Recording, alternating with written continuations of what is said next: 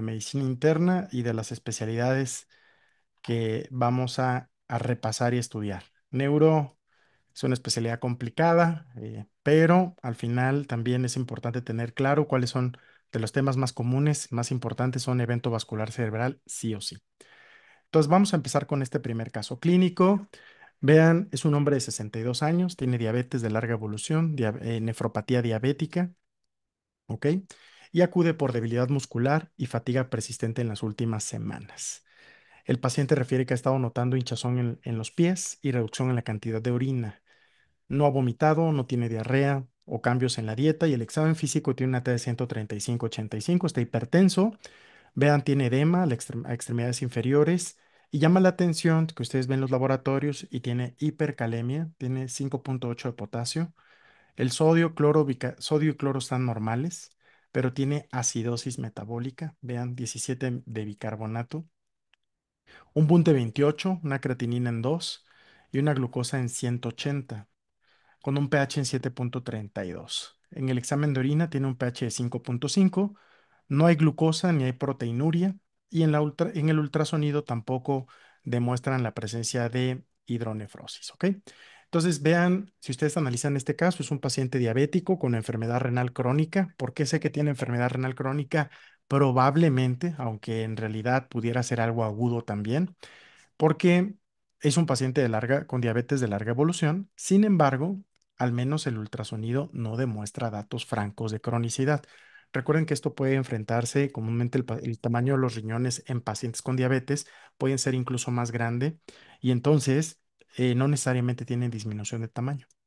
Pero vean esta creatinina. Entonces, esta creatinina es francamente anormal y en un paciente con diabetes de larga evolución tienen que pensar la posibilidad de enfermedad renal crónica si tuviera proteinuria o si tuviera datos francos en el ultrasonido renal. Sin embargo, no lo tiene. No tiene ni proteinuria ni tiene datos que sugieran enfermedad renal. Entonces, esto puede ser algo agudo. Ahora, ¿qué otros hallazgos tiene este paciente? Tiene hipercalemia y tiene acidosis metabólica, bicarbonato en 17. Recuerden, cuando ustedes tienen un paciente con bicarbonato disminuido, esta acidemia metabólica puede ser de brecha aniónica aumentada o de brecha aniónica normal, ¿va? Entonces nos preguntan, ¿cuál es el mecanismo fisiopatológico principal del padecimiento actual de este paciente? Es que está perdiendo bicarbonato y por lo tanto por eso baja el bicarbonato en sangre. Hay una disminución en la excreción de potasio y ácido porque tiene hipoaldosteronismo y esto puede ser por la diabetes, esta puede ser una posibilidad.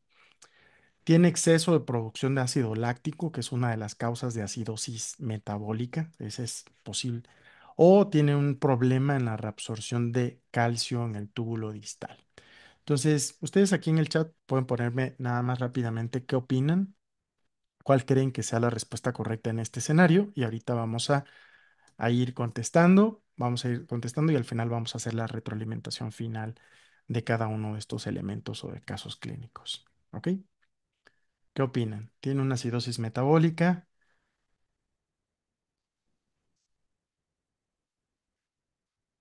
Pérdida de bicarbonato. Ok, al menos un par de personas han coincidido que es la opción A. Ok, vamos a analizar al final esto. Ok, bueno, vean este otro escenario. Este es un niño muy pequeñito, 7 años de edad, que trae edema generalizado durante la última semana. Tiene una semana de evolución con edema generalizado. Este edema llega a la región ocular, tiene afección a extremidades inferiores y si ustedes ven todo el dato, todo el cuadro clínico, llama la atención que tiene precisamente este edema periorbitario y pretibial y tiene hallazgos. ¿Qué les llama la atención de aquí? ¿Qué hallazgos de laboratorio? Si ustedes me ayudan a analizar estos casos, este caso clínico para hacer esto más dinámico, ¿qué opinan de los valores de laboratorio? Primero tiene hipoalbuminemia, de acuerdo, tiene 2 de albúmina. Tiene hipercolesterolemia. ¿Y la función renal, cómo está? ¿La función renal es normal o está anormal? La función renal de este paciente, este niño de 7 años, es una función renal normal. ¿Por qué? Porque tiene 0,4 de creatinina. Y esto es algo pivote en el síndrome nefrótico. Recuerden que en el síndrome nefrítico, una de las características importantes aquí es que hay deterioro de la función renal. Por lo tanto, si tengo un paciente con hipoalbuminemia, con hipercolesterolemia y además con función renal normal, esto es un síndrome nefrótico porque además aquí ya me están dando el rango de proteinuria. Y esta proteinuria, cuando ustedes tienen 3 cruces o más, sugiere una proteinuria de tipo nefrótico. Significa que este paciente está teniendo excreciones de orina mayores a 300 miligramos por decilitro. Más de 300 miligramos por decilitro. Recuerden que un decilitro son 100 mililitros de orina, 100 mililitros en general, porque puede ser un decilitro de agua, pero si yo tengo un ego con 3 cruces de proteinuria, significa que ese paciente tiene al menos 300 miligramos en cada 100 mililitros de orina. Si la proteinuria es 4 cruces, entonces significa que la excreción de proteinuria al nivel cualitativo es que este paciente está tirando o está eliminando 1000 miligramos por cada decilitro. Entonces, conclusión de esto, tiene una proteinuria en rango nefrótico. ¿Y qué otro dato es importante tener en mente? Recuerden que en el síndrome nefrítico, en el análisis microscópico, ustedes comúnmente van a ver hematuria, ¿ok? Sin embargo, este paciente no hay hematuria y tampoco hay cilindros celulares, por lo cual esto te sugiere fuertemente que no tiene una actividad inflamatoria proliferativa, ¿ok? Entonces, la biopsia renal, que es siempre el estándar de oro en las enfermedades glomerulares, si les preguntan cuál es el estándar de oro, siempre es la biopsia renal, vean cómo tiene una arquitectura normal. Entonces, cuando ustedes tengan un síndrome nefrótico en compañía de una biopsia sin hallazgos importantes en la microscopía de luz, esto se llama, es una enfermedad de cambios mínimos, ¿ok? Y entonces te preguntan cuál es el tratamiento inicial, ¿qué opinan? ¿Le darían un inhibidor de calcineurina? Le darían inhibidores de enzima convertidora de angiotensina, le darían prednisona o le darían diuréticos. Ok, perfecto. Recuerden que aquí la prednisona tiene un efecto dual, tiene un efecto diagnóstico y terapéutico. El IECA, si bien es cierto, es un fármaco antiproteinuria, la realidad es que el tratamiento inicial de elección para un paciente con alto riesgo de tener enfermedad de cambios mínimos, pues es que le toca esteroide, ¿ok? Entonces, ¿cuánto le damos? Comúnmente 1 miligramo por kilo dosis de esteroide y el paciente comúnmente tiene una respuesta relativamente rápida y aquellos pacientes que no tienen buena respuesta a tratamiento son precisamente aquellos a los que les vamos a hacer una biopsia de renal o que les vamos a dejar un tratamiento de segunda línea como un inhibidor de calcineurina. Recuerden que los inhibidores de calcineurina también son utilizados en enfermedades glomerulares, como glomerulosclerosis focal y segmentaria y enfermedad de cambios mínimos, pero en aquellos pacientes que no responden a tratamiento. En nefropatía membranosa, aquí también podemos dejar inhibidor de calcineurina, sin embargo, son tratamientos que no son de primera línea. También es un grupo de fármacos utilizado en el trasplante renal, trasplante hepático. Ok, entonces nos vamos a quedar con prednisona. Ahora veamos, viene una pregunta de neurología. Vean, es una mujer joven, tiene 32 años de edad y tiene antecedente de epilepsia. Entonces es importante porque ya me están dando el cuadro del paciente, 32 años y tiene epilepsia. Está en tratamiento con levetiracetam, es un fármaco que usamos muy comúnmente porque tiene un perfil de seguridad bastante bueno. Y ahora acude, el motivo por el cual acude es porque llega convulsionando, con crisis convulsivas tónico-clónicas generalizadas. ¿Ok? Recuerden, este padecimiento parece ser algo agudo porque el paciente está llegando a urgencias. Entonces, mujer con epilepsia que llega con un cuadro de una nueva crisis. Cuando analizo el caso clínico, me doy cuenta que la paciente fue encontrada por sus familiares de manera inconsciente, con movimientos clónicos bilaterales y a los hallazgos de laboratorio y de exploración física, bueno, más bien de exploración física, llama la atención que tiene deterioro neurológico. Tiene un Glasgow muy tocado, está taquicárdica y la paciente le dan tratamiento de manera, el paramédico le da midazolam, le utiliza midazolam intramuscular y en urgencias le dan tratamiento con lorazepam 4 miligramos. Después valproato de sódico, valproato sódico. La TAC no tiene evidencia de datos importantes como hemorragia y el electro es compatible con, pues, epilepsia, descargas epileptiformes generalizadas. Entonces, ¿cómo vamos a abordar este caso clínico? Es una mujer con epilepsia ya conocida, que tiene un cuadro con un deterioro neurológico importante, con un Glasgow de 5, que ya le dieron tratamiento con benzodiazepinas y tiene todavía actividad epileptiforme en el electroencefalograma. Entonces te preguntan, ¿cuál es el siguiente paso más apropiado en el manejo de esta paciente con crisis persistente tras benzodiazepinas y un segundo fármaco antiepiléptico? ¿Qué harían aquí con este paciente? La meten a un coma inducido con propofol, le dan una segunda dosis de lorazepam, le dan a fenitoína intravenosa o le repiten el electroencefalograma. ¿Ok? Entonces, la mayoría se está yendo por la opción A. Y aquí lo relevante o cuál es el dato clave a analizar este caso es que el paciente ya recibió LORA, que es la benzodiazepina. Siempre el primer fármaco ante un paciente con una crisis convulsiva es una benzodiazepina y ya la impregnaron con valproato. ¿Ok? Entonces ya tiene un fármaco, tiene benzodiazepina, tiene valproato, sigue convulsionando.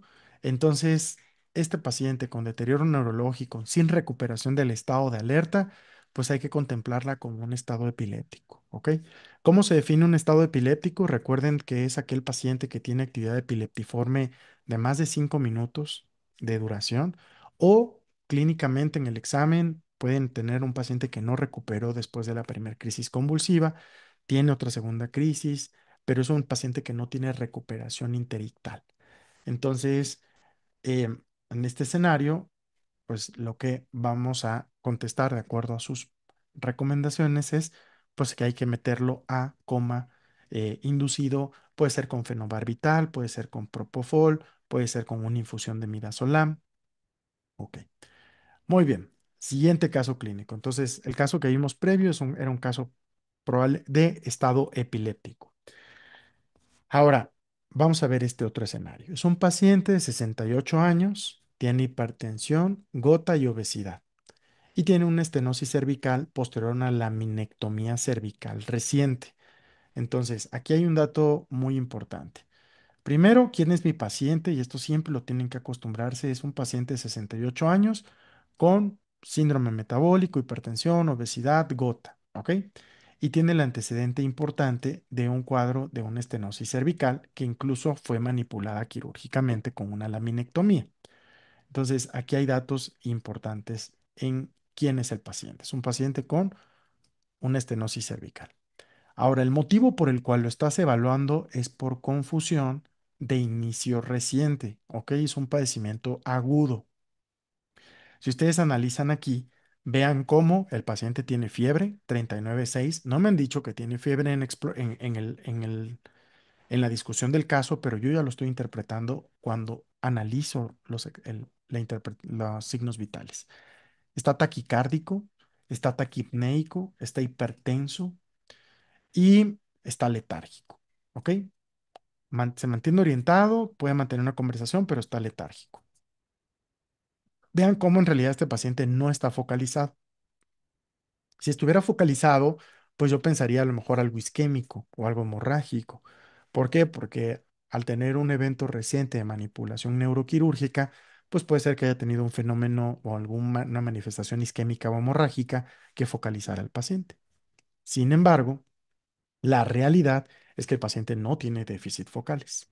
Lo que sí tiene es que tiene leucocitosis con neutrofilia, leucocitosis con neutrofilia y hay datos de enfermedad renal.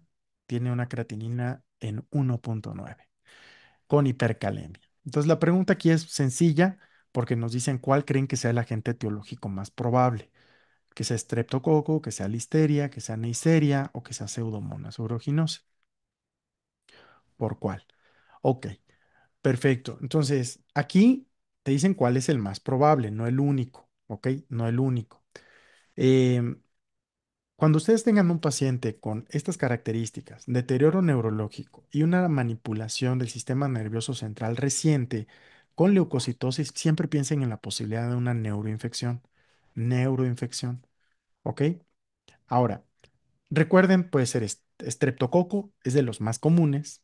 Staph es uno de los más frecuentemente asociados cuando hay manipulación neuroquirúrgica. Neisseria comúnmente también no es infrecuente, pero yo les hago una pregunta. ¿En qué grupo etario pensarían más frecuentemente Neisseria? ¿Lo pensarías en grupo etario personas un tanto más jóvenes, inmunosuprimidos, deficiencia de complemento, y que además algo peculiar en Neisseria es que no es infrecuente que se describan manifestaciones en piel, ¿ok? Como manifestaciones en piel.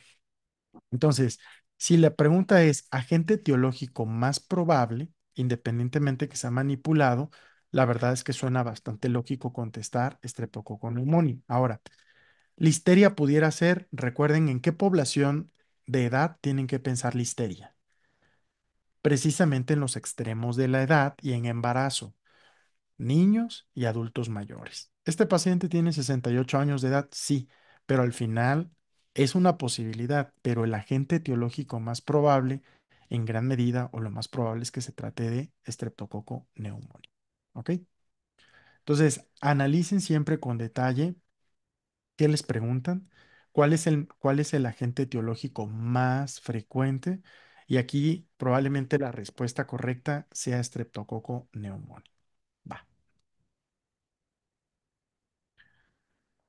Muy bien, veamos este otro escenario clínico. Si ustedes ven, es un paciente de 45 años de edad.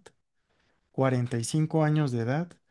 ¿Qué tiene? Tiene fatiga, pérdida de peso, epistaxis y congestión nasal persistente. ¿Ok? El paciente está hipertenso, 135/85 de TA. De ahí llama la atención que tiene la epistaxis que están citando. A la exploración pulmonar tiene estertores bilaterales. ¿Y qué llama la atención en los laboratorios? El paciente está anémico, tiene una leucocitosis discreta, tiene falla renal 2.1, tiene hipercalemia. ¿Y qué les parece este examen general de orina? Este examen general de orina, ¿cómo lo describirían este examen general de orina o este sedimento urinario? ¿Es un exacto, es compatible con un síndrome nefrítico? Sí. ¿Cómo le llamamos este tipo de sedimento urinario? Sedimento urinario activo, ¿ok? Sedimento urinario activo. Una de las posibilidades es que tenga un síndrome de Goodpasture, sí, puede ser una posibilidad. ¿Cuál otra puede ser una posibilidad? Que sea una granulomatosis de Wegener, una poliangitis microscópica. Si fuera una mujer, aumentaría mis posibilidades de pensar en lupus. También, aunque no tenga, no es mi primera posibilidad por la epistaxis, pero bueno, la epistaxis puede ser por trombocitopenia, que puede ser comúnmente observado en lupus. Entonces, lo que quiero que ustedes analicen aquí es, cuando ustedes tengan un paciente con falla renal y cilindros eritrocitarios en el examen de orina o en el sedimento urinario, esto se llama síndrome nefrítico. Y en el síndrome nefrítico, ustedes van a ver cómo está el complemento sérico y además si tienes datos de enfermedad sistémica. En este escenario, vean cómo este paciente no solo tiene síndrome nefrítico, sino además tiene manifestaciones pulmonares, tiene estertores bilaterales, tiene epistaxis. Entonces, lo que me podría hacer pensar es que sea una vasculitis de pequeño vaso, ¿ok? Una vasculitis de pequeño vaso. ¿Cuál creen? Si además yo les dijera que tiene deformidad en silla de montar, probablemente mi orientación sería a que fuera un síndrome o una, ¿cómo se llama? La vasculitis de pequeño vaso asociada a C-ANCAS o antiproteinasa 3, que tiene destrucción en silla de montar, es correcto, granulomatosis con poliangitis, ¿ok? Pero en realidad, aquí les voy a hacer, miren, si ustedes yo aquí les pongo que el paciente tiene cilindros eritrocitarios y tiene creatinina en 2.1 y además tiene hipoxemia, disnea, anemia, pues puede ser lo que llamamos un síndrome pulmón-riñón, ¿se acuerdan? Entonces, un síndrome pulmón-riñón, el síndrome pulmón-riñón tiene precisamente esas características. Tiene, por un lado, a nivel pulmonar, datos de hemorragia alveolar, y esto lo va a ser caracterizado por anemia, disnea, ester- die- mm, infiltrados difusos bilaterales, hemoptisis. Todas estas serían características que te dirían, no, pues este paciente tiene una hemorragia alveolar porque tiene una anemia de rápida instauración, tiene hemoptisis, tiene infiltrados difusos bilaterales. Y a nivel renal, estos pacientes tienen un síndrome nefrítico, que ustedes saben que es la combinación de falla renal o de una lesión renal aguda intrínseca más hematuria glomerular. ¿Ok? Y ya una vez que ustedes tienen el diagnóstico de un síndrome pulmón-riñón, pónganle los anticuerpos que ustedes les vayan a dar en el examen y con eso hacen el diagnóstico. ¿A qué me refiero con esto? Le pongo, por ejemplo, este paciente que tiene un síndrome pulmón-riñón, si tiene anticuerpos, anti-DNA doble cadena y antinucleares, ¿qué diagnóstico creerían que tendría este paciente? Para repasar esto. Les digo que tiene exactamente antinucleares y anti-DNA. Esto entonces es lupus. Si les dijera que el paciente tiene anticuerpos anti-PR3 positivos, anti-PR3 positivos o CANCAS, ¿qué diagnóstico pudiera explicar ese síndrome pulmón-riñón? GPA, granulomatosis con poliangitis. Si les dijera que tiene anti-MPO, antimieloperoxidasa o PANCAS positivos, ¿qué diagnóstico pudiera explicar eso? Los anti-MPO, la granulomatosis con poliangitis eosinofílica, antes llamada Shure-Strauss. Si les dijera que el paciente tiene antimembrana basal glomerular positivos, ¿qué diagnóstico tendría este paciente con síndrome pulmón-riñón? Por ahí lo, Good Pasture. Good Pasture, ¿ok? Rápidamente progresiva es el síndrome de un síndrome nefrítico rápido de reinstauración grave, abrupta, y es, en pocas palabras, una glomerulonefritis rápidamente progresiva, la vamos a entender como un nefrítico muy grave, como un síndrome nefrítico grave. Entonces, lo que quiero que ustedes recuerden es, un paciente con síndrome pulmón-riñón que tiene anticuerpos específicos van a establecer diagnósticos específicos. ¿Ok? Va. ¿Cuál creen de estas cuatro opciones de respuesta que sería el mecanismo fisiopatológico del síndrome renal que tiene este paciente? Sería un problema en la membrana basal glomerular, sería un daño glomerular por anticuerpos, sería una expansión mesangial o microangiopatía trombótica. ¿Cuál creen que sea la respuesta más apropiada?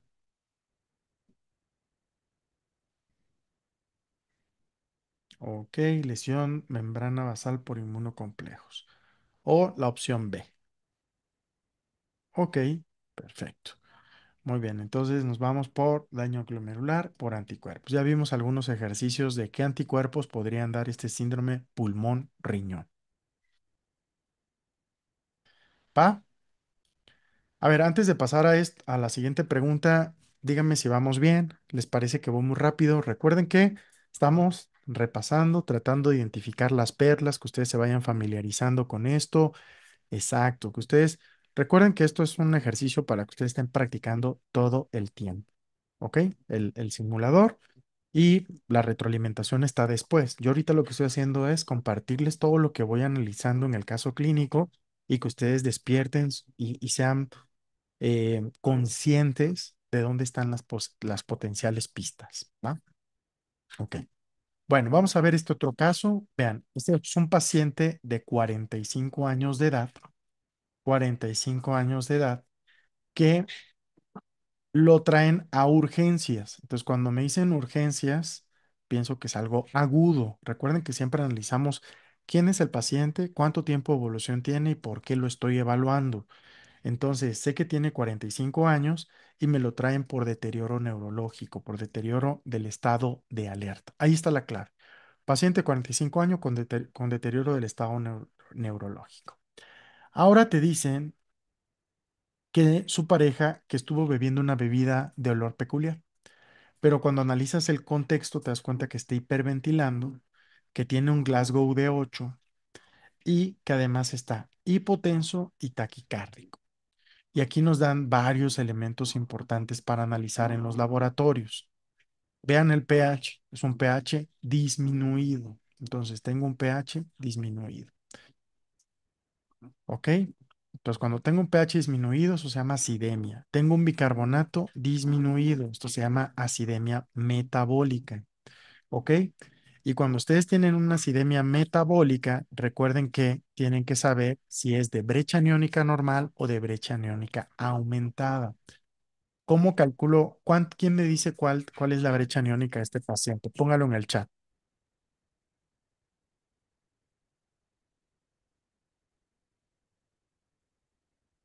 ¿Cuánto les resulta la brecha aniónica de este paciente? A ver, es correcto. Entonces vean, sodio menos cloro más bicarbonato. Entonces yo sumo el bicarbonato de 10, se lo sumo al cloro y entonces tengo un valor de 113. A 140 le resto 113 y me da un valor de 120 de 27 de brecha aniónica. Por lo tanto, efectivamente es una acidemia metabólica de brecha aniónica aumentada. ¿Ok? Por lo tanto, la respuesta correcta, pues ya la indagamos. Recuerden que un anion gap de 12 o más significa que está abierta la brecha. Y si tengo un anion gap de menos de 12, significa que no tengo abierta la brecha aniónica. Y recuerden cuáles son los acrónimos para llegar a para tener en mente las causas de acidemia metabólica. ¿Me pueden, por favor, recordar cuáles serían? Aquí los voy a poner en color rojo. Y Mood Piles puede ser una Mood Piles. También otro es Goldmarks, que es la que a mí en lo particular me gusta más porque se asocia a causas más recientemente involucradas. ¿Y alguien recuerda acrónimos de acidosis metabólica de brecha aniónica normal? HART-OP.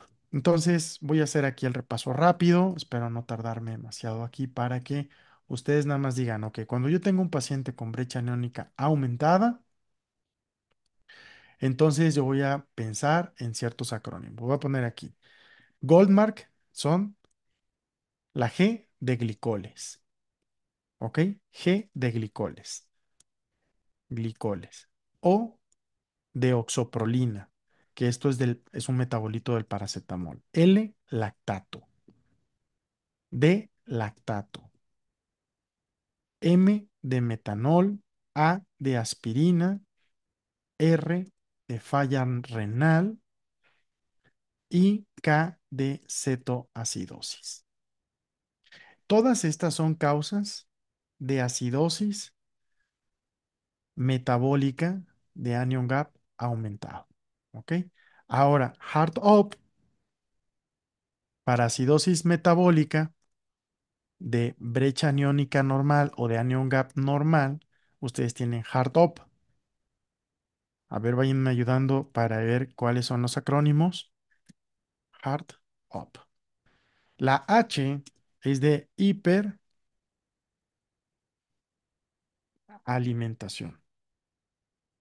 La A es de acetazolamida. Y lo pongo en mayúscula porque son las que más tienen que recordar. Y la R, ¿de qué es? De hecho, este es un coco. Siempre, todo el tiempo les cuesta trabajo llegar a los diagnósticos de estos casos, más en pediatría, en niños. ¿Cuál? Renal tubular acidosis. Exactamente, ATR, Andrés. La D, ¿alguien recuerda?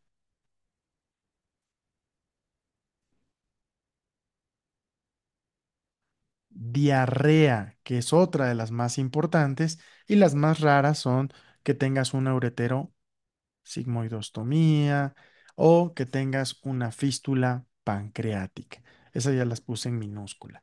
Pero estas tres son las que tienen que tener en mente para fines de, por frecuencia son las causas más comunes. ¿Ok? Entonces, si yo les digo aquí que este paciente tenía un anion gap de 27, ¿cuál creen que haga más sentido si yo les preguntara una causa específica? ¿Les parece que pueda ser lactato, metanol, aspirina, falla renal, cetoacidosis o que se intoxicó por algún con algún anticongelante, por ejemplo, que pudiera tener una intoxicación por glicoles, con esa bebida olor peculiar Una intoxicación. ¿Es una intoxicación? Perfecto.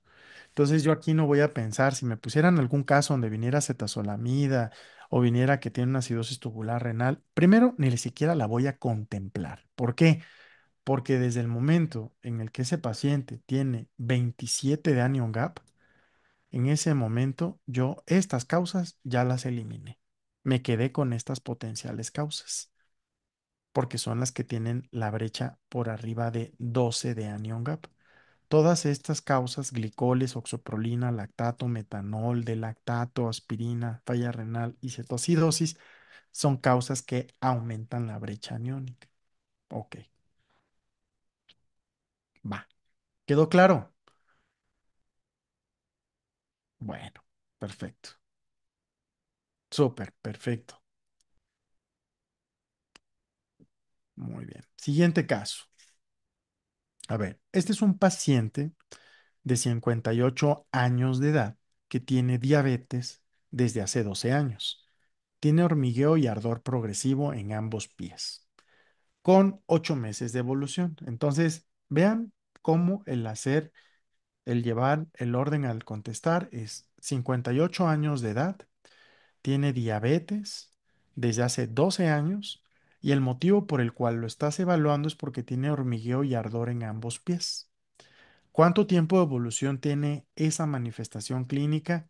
Pues tiene 8 meses. Por lo tanto, al llevar 8 meses de evolución, es un cuadro crónico, ¿ok? Ahora, llama la atención, está en tratamiento con metformina y con glibenclamida. Esto también lo voy a resumir como parte de las características de mi paciente.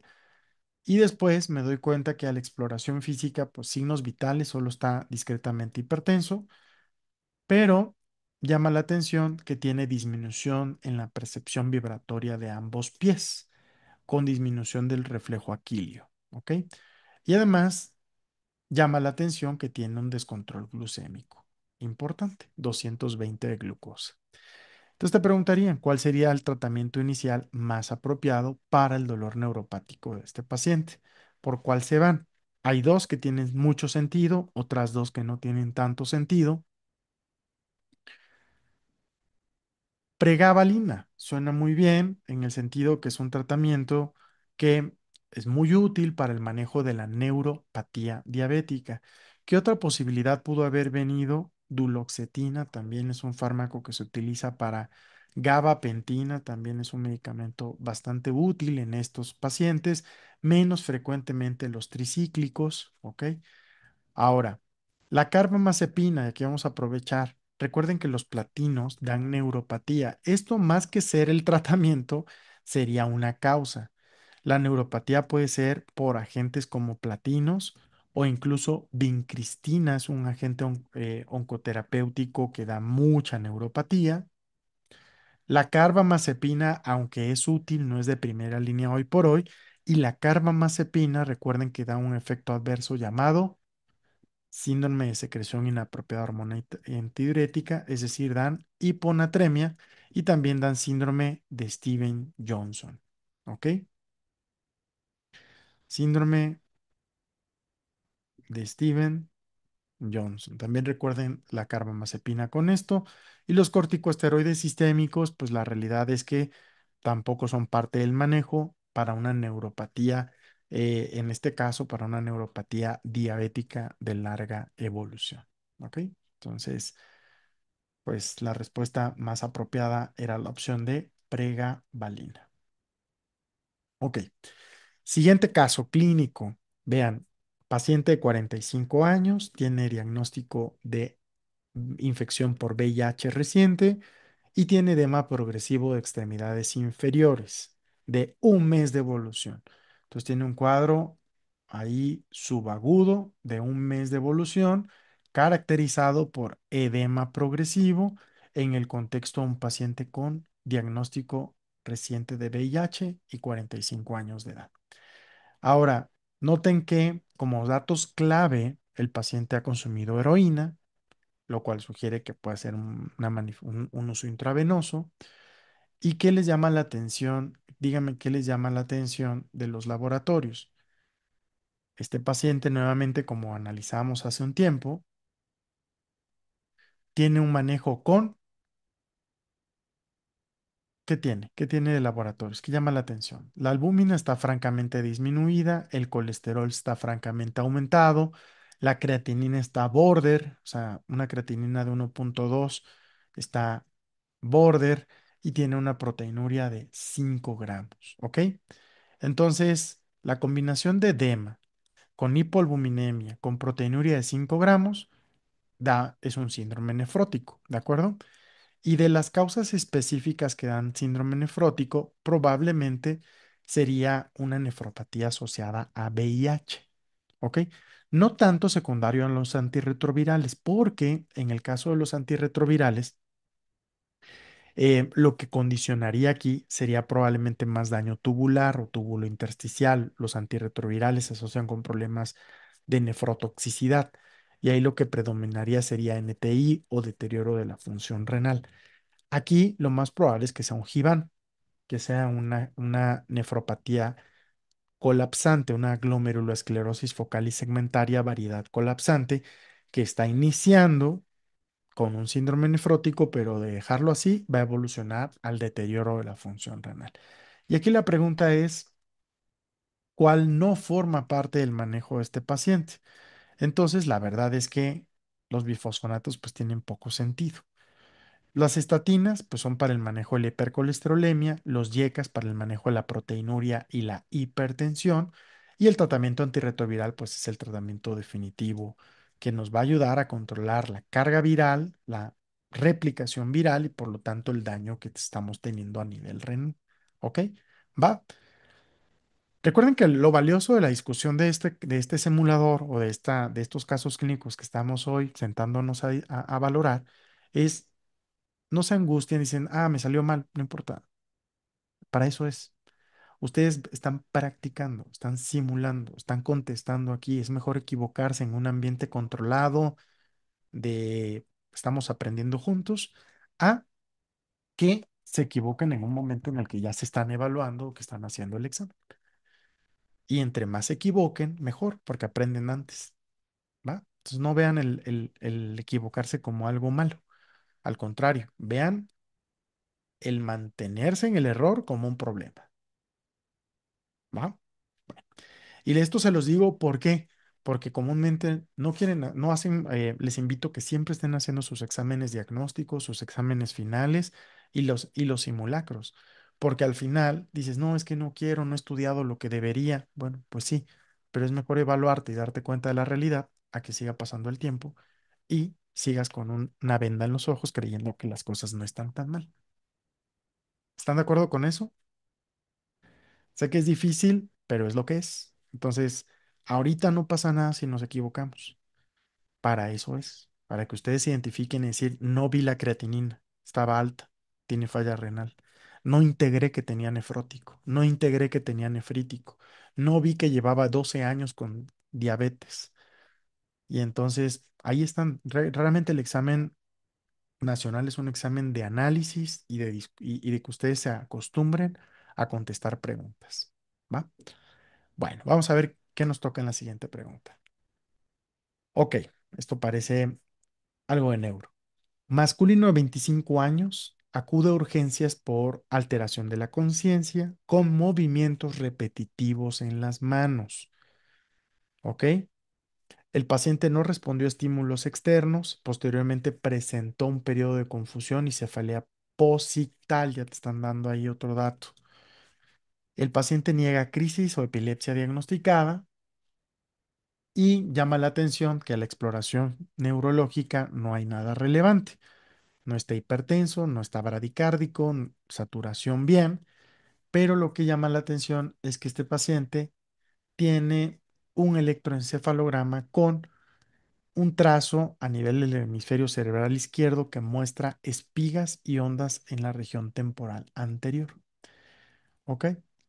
Entonces, ¿qué parámetro, te preguntan, es esencial monitorizar al iniciar el tratamiento de primera línea en este paciente? Y por ahí pude haber sesgado un poco la respuesta anteriormente. Exactamente. ¿Qué tendrían que monitorizar con algunos de los fármacos antiepilépticos? El colesterol. Esto recuerden que esto lo tienen que monitorizar en los antirretrovirales. Los antirretrovirales dan dislipidemia frecuentemente. Los niveles de vitamina D, pues estos comúnmente los puedes ver en enfermedades malabsortivas. Como tal, un fármaco que disminuya los niveles de vitamina D, pues no salvo que tenga algo que altere el microbioma intestinal, pudiera jugar un papel, pero en realidad la glucosa en ayuno, pues tampoco. Em, la carbamazepina es un fármaco, o la oxcarbamazepina puede dar SIAT.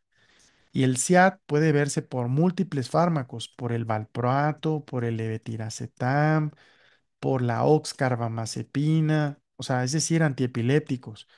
De los que son clásicamente preguntados en examen es la carbamazepina. Entonces, cuando ustedes dejen un tratamiento antiepiléptico, recuerden monitorizar los niveles de sodio, particularmente si el fármaco que elegiste es la carbamazepina. ¿Va? Mensaje clave: monitorizar niveles de sodio en el paciente que usa carbamazepina.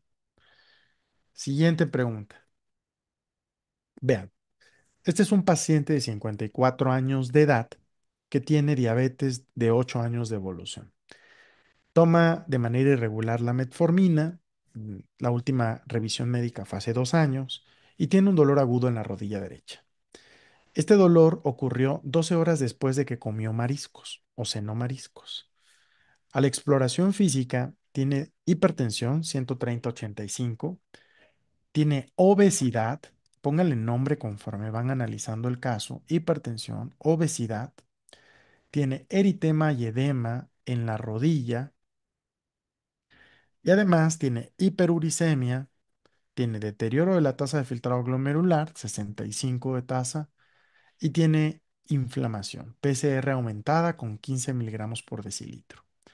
Ahora, aquí recuerden, este paciente tiene una monoartritis, ¿ok? Solo hay una articulación. Y cuando ustedes tengan una monoartritis, o es gota, en el contexto de un paciente que tenga síndrome metabólico, como el caso que estamos viendo, o es pseudogota en un paciente adulto mayor, o es un paciente que tiene probablemente una artritis séptica, en un paciente que tenga pues un estado inflamatorio sistémico, fiebre, malestar general, taquicardia, etc., ¿no? Fiebre, síndrome de respuesta inflamatoria sistémica. Entonces vean cómo aquí, ¿qué me va a ayudar a distinguir entre una artritis séptica y un cuadro de gota? Un dato es que no tiene manipulación previa de la articulación.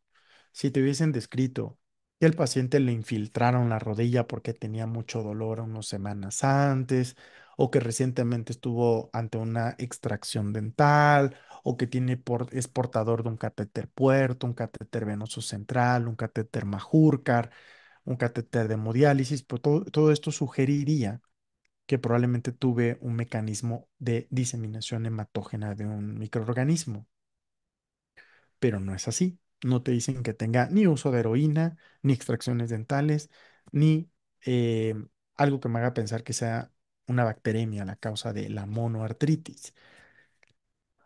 Pero ¿qué les llama? ¿Qué van a ir a interpretar? ¿Qué es lo que tienen que ir a interpretar ante una monoartritis? El líquido articular. Entonces, si ustedes ven aquí el líquido articular, primero vean que no tiene más de 75% de leucos, y también la cuenta leucocitaria no está tan alta, ¿ok? Tiene leucos altos, sí, esto habla de un proceso inflamatorio, pero leve, y no tiene más de 75% de neutros. Si este paciente tuviera más de 75% de neutrófilos o más de 25,000 leucos, seguramente esto me haría pensar en una artritis séptica. Y además, te dicen que los cristales son en forma de aguja con birrefringencia negativa. Por lo tanto, ¿qué creen que tenga? ¿Qué diagnóstico tiene este paciente? Tiene gota. Síndrome metabólico con un líquido articular inflamatorio, con cristales con birrefringencia negativa, que además tiene no tiene datos como un proceso franco-infeccioso documentado por neutrofilia en el líquido articular o leucos muy altos. Entonces, ¿de qué creen que va a tener riesgo este paciente? ¿Cuál? De que haga una miocardiopatía hipertrófica, que haga enfermedad renal, que tenga artritis reumatoide o osteoartritis. Efectivamente, el riesgo es que haga nefropatía por uratos. Nefropatía por uratos, o sea, nefropatía por ácido úrico. Entonces, pues lo más probable es que este paciente, así como está teniendo cuadros repetidos de episodios de gota, puede hacer deterioro de la función renal. Ahora, si yo les preguntara, y aquí les digo, ¿qué le van a dar de tratamiento inicial? ¿Alopurinol o colchicina? ¿Qué opinan? Pónganmelo en el chat. Muy bien. No caigan en la trampa de colocar o de contestar alopurinol de manera inicial. Aunque este paciente tiene hiperuricemia, el tratamiento es antiinflamatorio y el tratamiento antiinflamatorio es con colchicina, ¿ok? El alopurinol es para la hiperuricemia, pero para el fenómeno inflamatorio, donde el ácido úrico ya se depositó en la articulación, estamos obligados a dar un tratamiento antiinflamatorio. Por lo tanto, por lo tanto, el tratamiento debe ser colchicina. Muy bien. Ok, otro caso clínico más. Y estos son casos clínicos que ya ahorita estoy utilizando una cuenta específica para hacer estos ejercicios de simulación. Y vean esto. Femenino de 32 años, tiene sequedad ocular, bucal, tiene mucosas secas. Y otra vez quiero que ustedes analicen el caso clínico. Y ustedes váyanme diciendo qué les llama la atención. ¿Qué llama la atención aquí? ¿Qué datos pudieran ser importantes? Primero, que es una mujer sumamente joven que tiene un síndrome seco, serostomía, tiene seroftalmia porque tiene disminución en la producción de lágrimas. Hasta aquí ya lo puse todo en color azul, que es quién es mi paciente, ¿no? Tiene un síndrome Zika, un síndrome seco. Ahora, analicen el contexto del laboratorio. Tiene hipocalemia, bien. Tiene, ¿qué más? ¿Cómo ven el pH? ¿Es normal? ¿Alto o disminuido? Tengo un pH disminuido. Perfecto, tengo un pH disminuido. Entonces, de entrada, pues ya con eso, nada más viendo el pH, ya eliminé estos dos. ¿Están de acuerdo? Entonces, porque ve, al tener este pH de 7,32, las causas de alcalosis básicamente ya las eliminé. Ahora, si esta acidosis fuera respiratoria, lo que yo tendría que tener es una PCO2 muy alta, ¿ok? Esta PCO2 debería estar en 70, en 80, en 100, o sea, muy alta, porque significaría que tengo un pH bajo con PCO2 aumentada, sentido contrario al pH. Eso sería una acidosis respiratoria. pH disminuido, acidosis, y la PCO2 aumentada sugeriría que la causa es respiratoria, pero no es el caso. Veo un pH bajo, un pH disminuido y además veo un bicarbonato francamente bajo. Entonces tengo una acidosis metabólica. Entonces hasta ahí pues he llegado al diagnóstico de que tengo una acidosis metabólica. Ahora, ¿cuánto tiene de anion gap? Y eso lo van a calcular rapidísimo, no van a tardar mucho. Es cationes menos aniones. ¿Cuánto tengo de sodio? Tengo 138. Ese es el principal cation extracelular. Tengo 138 de sodio y le voy a restar los aniones cloro y bicarbonato. Entonces, si yo 16 y 111 son 117, 127, perdón, y 120, 138 menos 127 me da un valor de 11. ¿Ok? Por lo tanto, la respuesta correcta sería una acidosis metabólica de brecha aniónica normal. Pero ahí no se acaba nuestra discusión. Hasta ahí acabó ya el diagnóstico, ya diste con la respuesta que te están preguntando para el examen. Pero, ¿qué más llama la atención aquí? Cuando yo tengo una acidosis metabólica de brecha aniónica normal, ya dije que una de las posibilidades del paciente es que tenga una acidosis tubular renal, que venía dentro de la mnemotecnia de HART-OP. Voy a poner en minúscula HART-OP. Y la R es de acidosis tubular renal.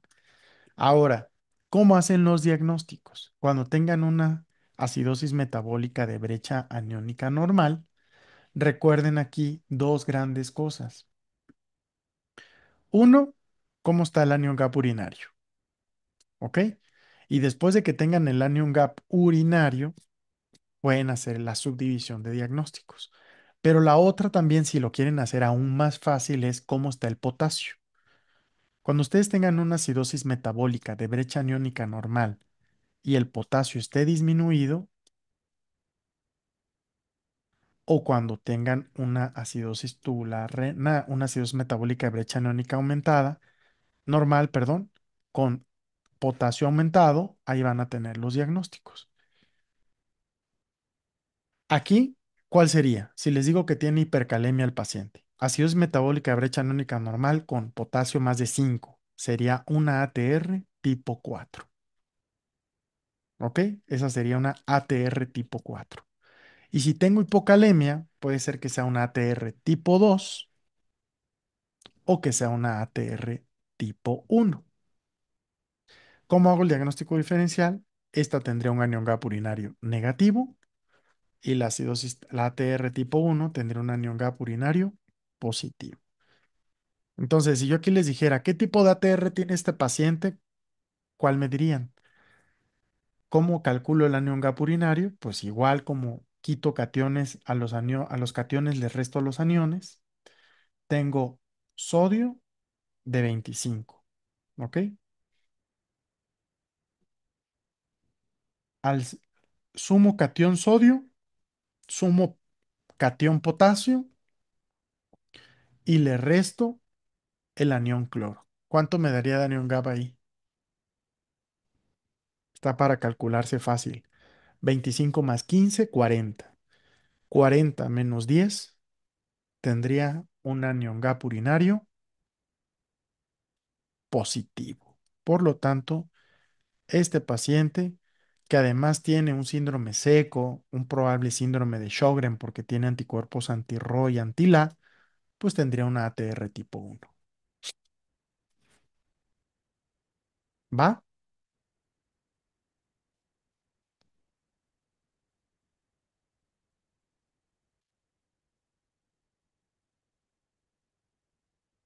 Muy bien, perfecto.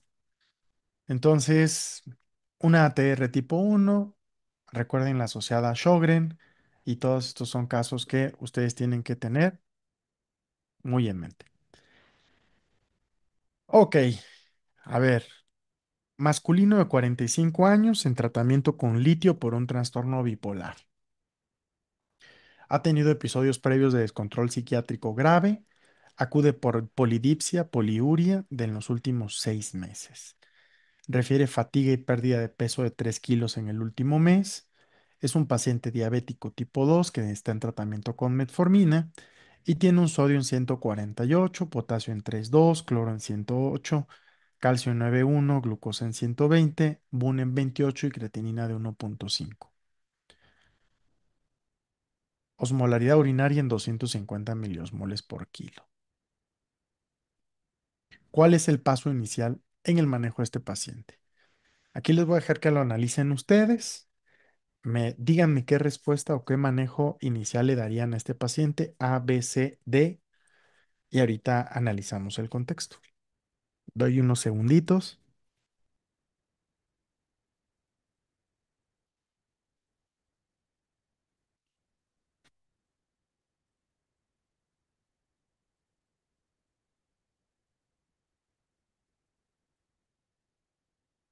Ok,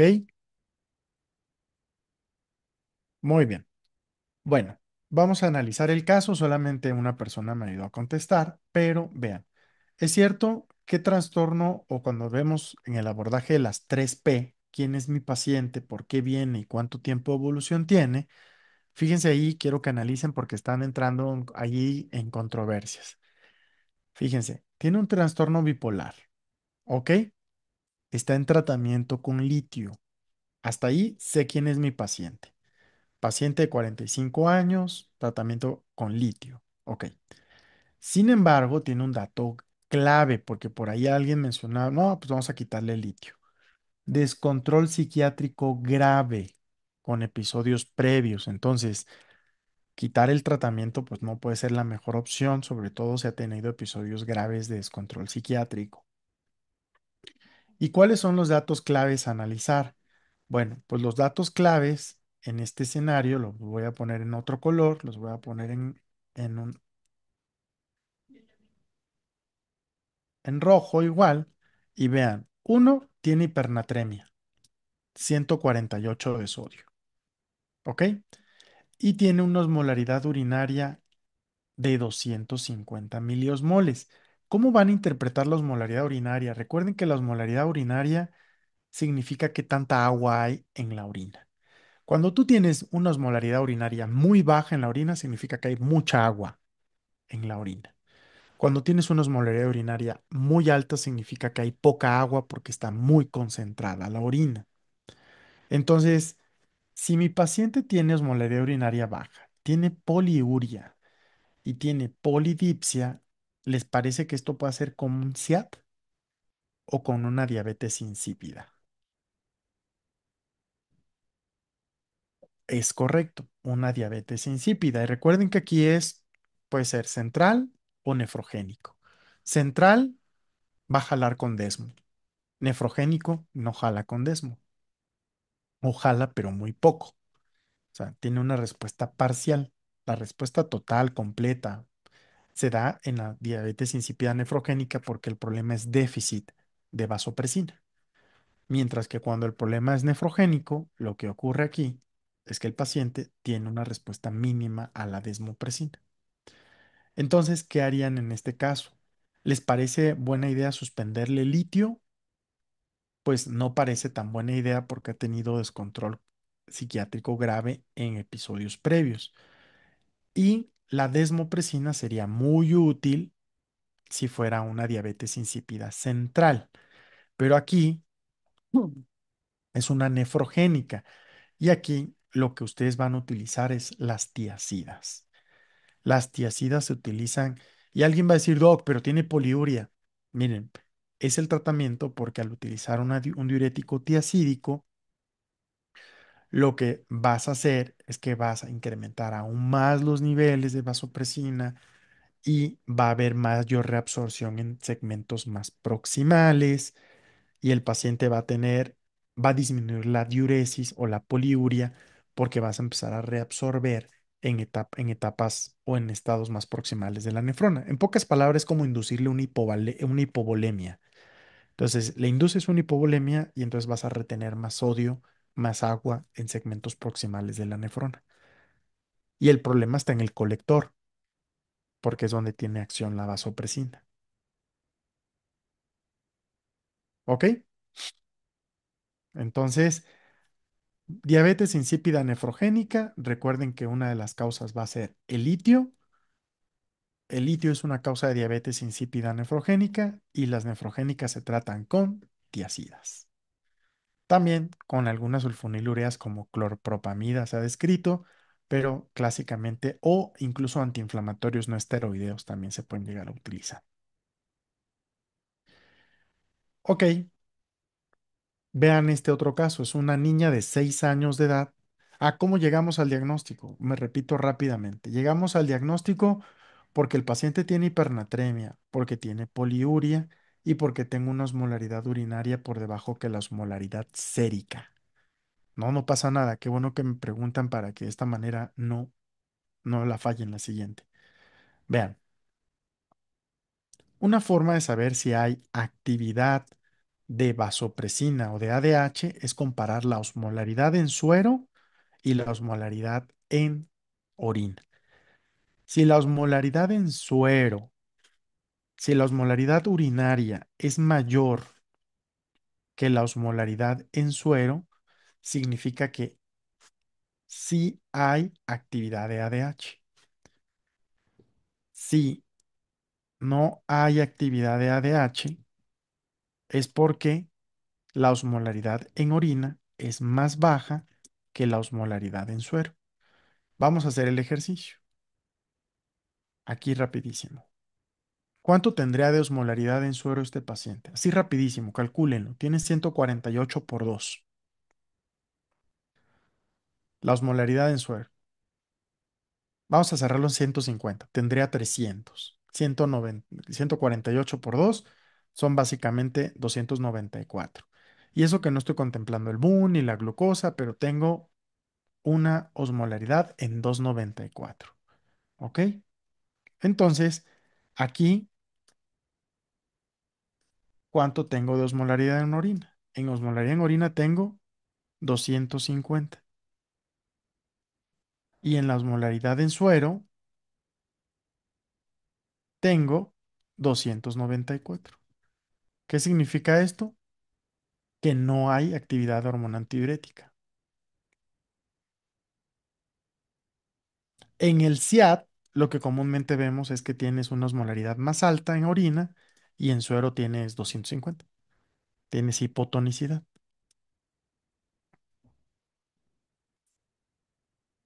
Esos son puntos de corte que yo solo ahorita puse números, pero lo que quiero que vean es, si la osmolaridad en suero está aquí y y la urinaria está más alta, significa que hay actividad de ADH. Si la osmolaridad en suero está aquí y y la osmolaridad en orina está más baja, significa que no hay actividad de hormona antidiurética.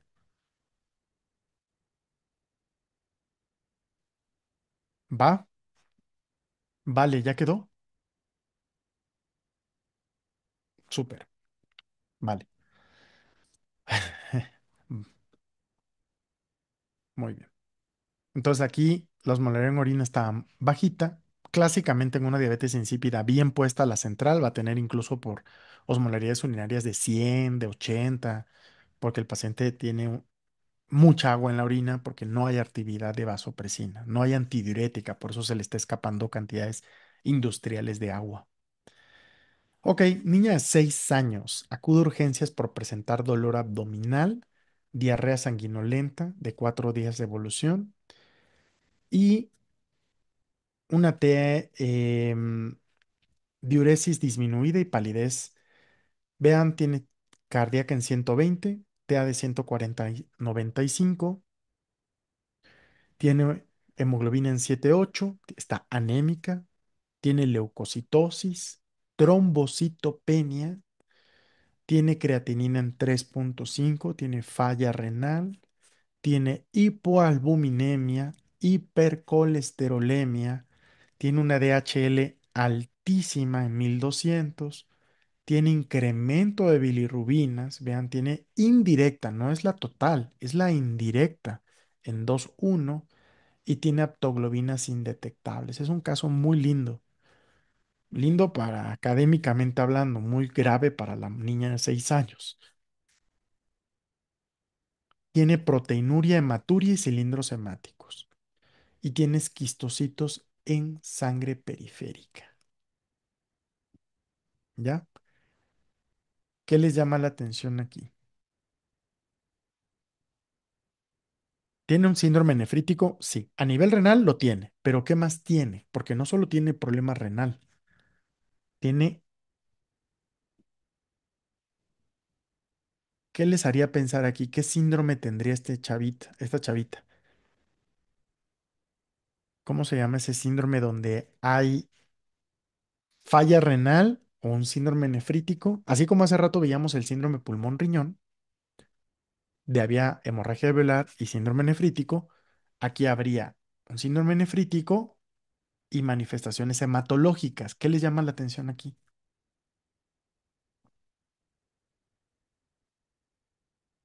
La hemólisis. Entonces, ¿qué síndrome da hemólisis y falla renal? Un síndrome hemolítico urémico. De acuerdo, totalmente. Un síndrome hemolítico urémico. Entonces, vean cómo primero tiene un cuadro disenteriforme, tiene una diarrea sanguinolenta, exactamente, diarrea sanguinolenta, tiene anemia, tiene trombocitopenia, tiene hiperbilirrubinemia, tiene esquistocitos que hablan de destrucción eritrocitaria intravascular, tiene aptoglobinas disminuidas o indetectables. Entonces, tiene hemólisis. Y no solo hay hemólisis, sino que además hay falla renal, creatinina alta con cilindros hemáticos, con complemento normal. Entonces, esto es algo llamado síndrome hemolítico urémico. Causas de síndrome hemolítico urémico, E. coli.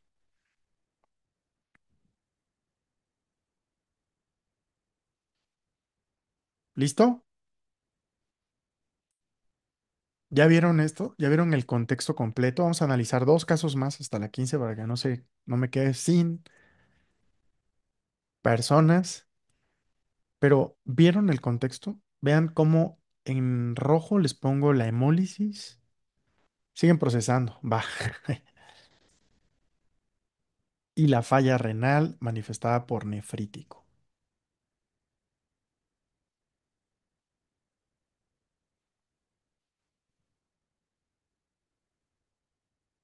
va. Entonces, en este sentido, ante un estado inmunológico, inflamatorio, pues algo que pudieran encontrar sería que tuviera inmunoglobulinas elevadas. La hipoglucemia, si tiene mal ingesta y además ante el estado catabólico, pues sería raro porque tienes cortisol alto y el cortisol incluso da hiperglucemia de estrés. Ok, muy bien. Lo importante era que no se les escapara que vieran que esta niña tiene un síndrome hemolítico urémico. Síndrome hemolítico urémico. Ok, ahora viene otra niña, niño de 9 años que acude a urgencias por orina de color oscuro y malestar general desde hace 3 días. Los padres refieren que hace 2 semanas tuvo un cuadro de dolor de garganta. Estuvo tomando analgésicos, a la exploración física está hipertenso, el examen tiene hematuria, tiene proteinuria, cilindros hemáticos, tiene falla renal con unos 5 de creatinina y tiene complemento C3 disminuido. La ecografía tiene riñones de tamaño normal sin obstrucciones. ¿Qué diagnóstico tiene? Sindromático ya. ¿O qué síndrome? ¿Qué síndrome tendría aquí? Tiene un síndrome. A ver, qué bueno, porque ahí están entrando controversias, vean.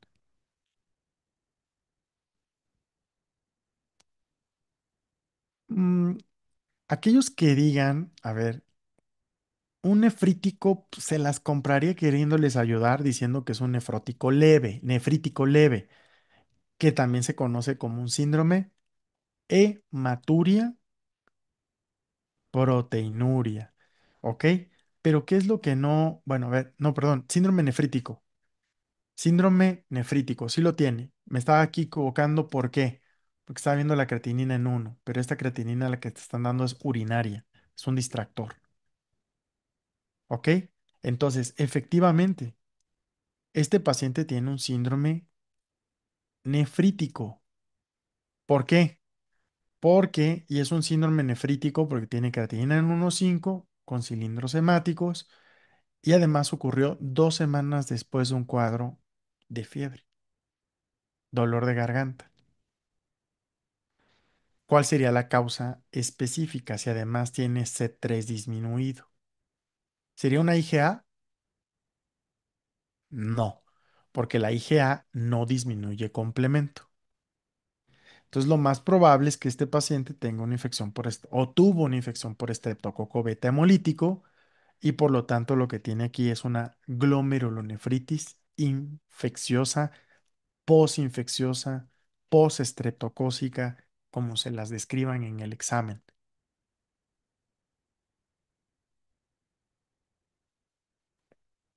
Es que por ahí alguien mencionaba nefrótico, pero la realidad es que aunque tiene hinchazón en la cara, pues no tiene proteinuria en rango nefrótico. Vean cuánto tiene de proteinuria. Tiene 2 cruces de proteinuria. No es una proteinuria nefrótica. Y aun cuando la tuviera, el solo hecho de tener falla renal y tener cilindros hemáticos, ustedes tienen que ver esto como un síndrome nefrítico. ¿Vale?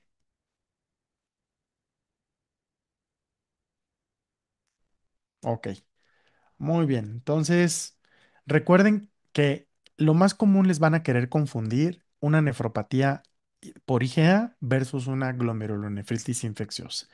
Pero la clave para que ustedes digan que es una infecciosa es que va a tener complemento C3 disminuido. Y el tiempo también. Aunque a veces puede ser que el tiempo te lo pongan como de unos días, entonces te puede quedar ahí la conclusión, te pueden querer confundir con el tiempo, pero lo que no va a cambiar es el complemento, Luis Fernando. Exacto. ¿Va? Entonces, listo. Ok, vamos a ver otra pregunta.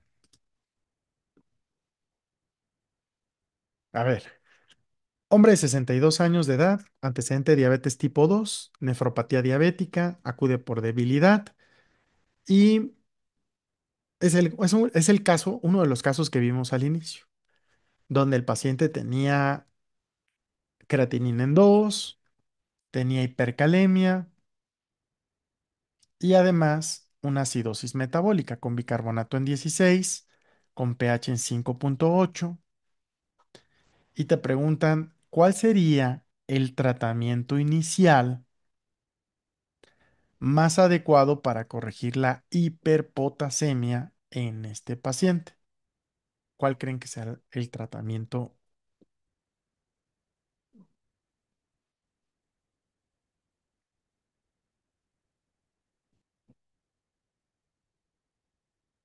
Ok, ojo con esto porque te les dicen cuál es el tratamiento inicial más adecuado para corregir.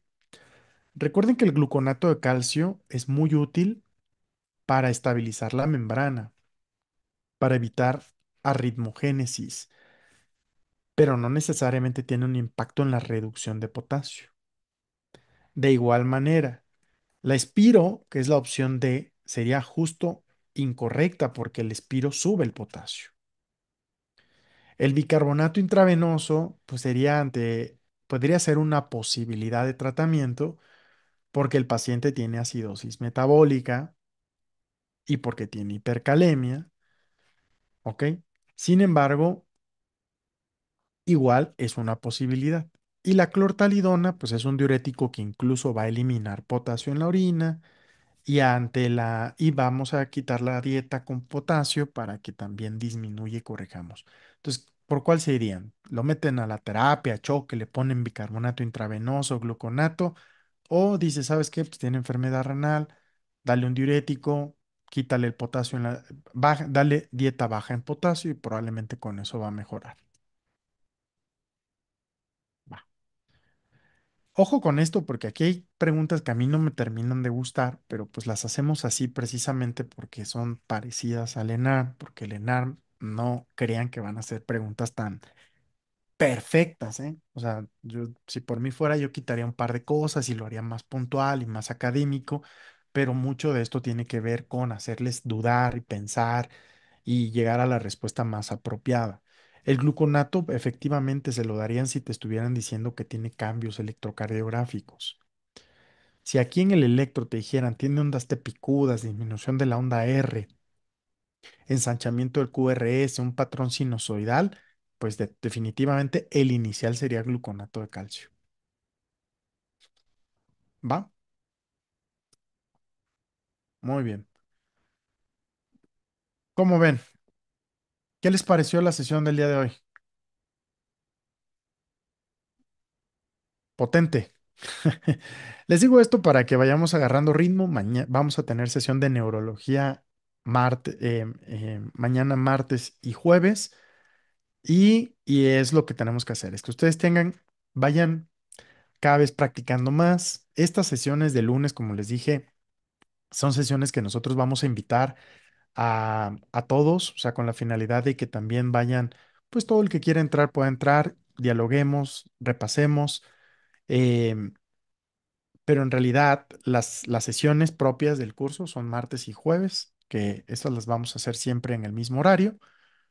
Por ahí a lo mejor mañana les pida mover un poquito el horario por fines por un detalle, pero estas sesiones, váyanse acostumbrando, bloqueen la agenda 6 de la tarde los lunes y conforme vayamos avanzando, vamos a hacer aleatorias. Puede ser que te toque hoy uno de cardio, otro de neumo, otro de reuma, gastroendocrino, de todas las especialidades. Y entonces, pues esto también va a ser parte del aprendizaje espaciado. ¿Ok? Entonces, pues practiquen mucho con el simulador. Recuerden que, ya le voy a dar aquí salir. Ustedes pueden aquí pedir tantas preguntas como ustedes así lo deseen, básicamente en modo flexible. Esto de examen rápido, nada más un comentario para que ustedes tengan en mente para qué sirve en esto. El examen rápido son todas las que les han salido mal. Así se van a ir estructurando. Conforme más contesten, tanto en el simulacro de 280 como en el módulo flexible, las de examen rápido son para que ustedes vayan favoreciendo el aprendizaje espaciado. ¿Ok? Entonces, esto va a ser algo, si ustedes quieren invitar a un amigo o amiga que se conecte en estos días, es totalmente abierto, con todo gusto pueden compartir, nos piden y les mandamos la liga y pueden invitar a que, ¿cuál es uno de los objetivos de que tengamos estas sesiones? Pues de que también se conozca más el simulador y pues que también pues más personas puedan probarlo, puedan utilizarlo como una herramienta de preparación hacia el examen nacional. ¿Ok?